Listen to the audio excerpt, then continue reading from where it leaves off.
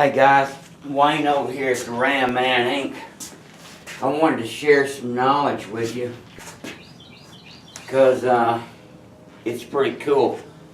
And I get more questions on brake valves than probably anything else.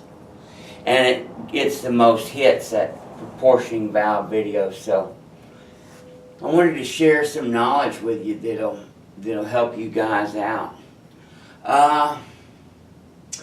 Most of the cars 67 and up, doesn't matter whether you're talking about a Mopar, Ford, or what have you, your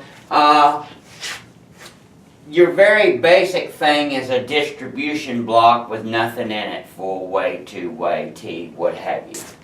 Then you step up to